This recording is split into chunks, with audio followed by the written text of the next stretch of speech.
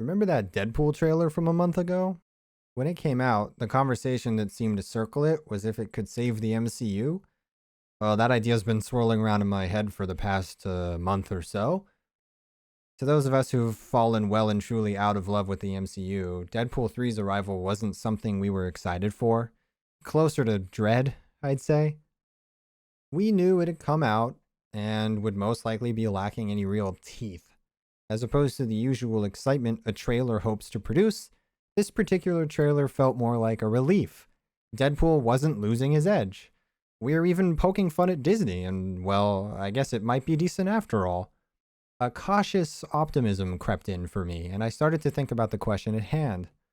Can Deadpool save the MCU? I don't expect this to take too long, but I'd like to bring you along my journey thinking about this in hopes that I can get over it and move on. For starters, if we wanted to hate this movie, the reception to the trailer would have been worse.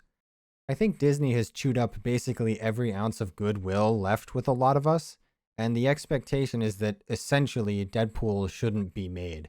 It can't be a proper Deadpool movie with Disney's oversight. They'd never allow the gore, the language, the sex. It's Disney. But then, pretty quickly, we get a pegging joke, the punchline of which is kind of Disney themselves. I tempered my expectations quickly. All this means is Disney understands Deadpool won't make money if it's pacified. That's a good thing for the movie being profitable, but doesn't really mean anything for saving the MCU. So, in the grander context of Deadpool joining the dying MCU, what should we expect? I find myself frustrated with this question. I can see a very simple way Deadpool saves the MCU. He's a uniquely capable character for this particular problem. We're not talking just short-term financial success owing to his existing popularity. We're talking about a character who's allowed to hop universes and break all the normal movie rules. I can very easily imagine a Deadpool story where he goes back to Endgame and fixes the issues it added to the MCU, joking and quipping along the way with his pal Wolverine. He goes back and transparently solves the writing issues, the multiverse problems, the poorly implemented characters, and rewrites us back to a better stage in the universe. Hell, call the movie Deadpool Saves the MCU. With Deadpool being a character allowed this type of freedom and talented enough writers, that could absolutely work. And if it was accepted as a proper on-the-nose retcon, it would do a ton to salvage the franchise. So, why won't it happen? There's a few reasons, and they're like the good, the bad, and the ugly. Except the guy playing good just didn't show up today, so we got bad and ugly. The bad is publicly and transparently disowning your most recent additions and the billions they cost to make isn't good business on paper. It's perfectly reasonable to simply look at what it would do to public perception, see it as too big a risk, and decline. The idea from a franchise POV has to be that it's constantly evolving and improving, and it's really tough to look back at things you just called important and new and the best ever this year and say, actually, I lied, it's all crap, never mind. It would be like a president turning around and disowning his entire presidency while actively running for re-election. I can practically see the shareholders' body temperature rising with anger at the prospect. For the sake of art and keeping this very interesting experiment alive, though, I wish it could be easier to do. Now, as for the ugly, well, the MCU has become something of a proxy for this silly culture war we're having, with many characters being obviously one-to-one replaced by underdeveloped, overwhelmingly gifted and talented female versions. These characters have had very little done to make themselves stand out. We haven't spent solo movies ironing out their flaws and watching them grow and learn and make mistakes. They just arrived better than the guys we actually did watch go through those things. A natural passing of the torch needed to happen with the cast over time. To be dramatic for the sake of making a point, Robert Downey Jr. can't play Iron Man in 70 years. We need a new one, or at least someone to fill his role within the Avengers. The proper way to do that would be to have an in-universe passing of the torch as well. Let these heroes go out at varying degrees of gracefulness. teaching or helping to teach bright, new, talented, and special individuals to take over as they age out of their abilities. This would let audiences grow attached to the new ones and allow the old ones to play out naturally as characters.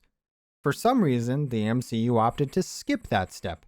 I think it's hands down the single most important step in this process, and the only reason I can find for why it went the way it did is that silly culture war stuff. Regardless of where you land in said culture war, it seems clear to me that we are afraid to have female characters show weakness, ego, selfishness, really any major flaws. I don't believe for a second any of these ladies are panicking from PTSD and creating an Ultron in the future. But I do believe that they could all create an Ultron-level AI in their garages, and that's the issue. Characters have arcs. These new characters have nothing to learn, no way to grow, nothing to overcome. And it's why all they ever seem to need is just a little pep talk, and now they're set. Captain America and Iron Man were squabbling for like 5 years in universe. Their arguments caused a bunch of conflict because both viewpoints that they held were a bit flawed and real mistakes were made in this battle of ideas. They both landed on those perspectives because of who they are as people, their philosophies, and things that we watched them experience on screen, forcing them to develop into what they became. A somewhat natural character arc kind of thing, if you will. I don't believe any of the new characters will have issues of this nature to overcome. I don't see Kang putting up a reasonable fight against any of the new entries at all either, and I'm not even confident he'd be allowed to. But Deadpool could make a joke about Jonathan Majors' criminal charges and pick a new villain or help set one up. Seriously, only Deadpool could really do this. That character's the only tool left that could course correct in such a massive way. But he won't. I think the plot armor of our new female Avengers might be stronger than Deadpool's fourth wall breaking abilities. And I don't see Disney getting another opportunity quite like this one. I want to quickly say here that I did my best to stay sort of non-partisan with this. I'm aware of my biases, and the truth is, I tend to prefer female characters. Time and time again throughout my entire life, I've always landed on preferring a female when the choice is given. Every MMO, every fighting game, any RPG, aesthetically, I just like cool, tough, talented women. My frustration over the way the new characters are being treated is tied to that. A bunch of dummies are going to depart from the MCU thinking women ruined it, when if these characters had all been given the effort and time the originals had, only the turbo dummies would have left, like the actual real misogynists. We need the dummies' money. Have you seen the way the box office is going? But nobody wants the turbo dummies. I hope it's clear that I don't just dislike modern MCU because women. That'd be really stupid. All this is to say, I believe Deadpool could totally save the MCU, but he won't.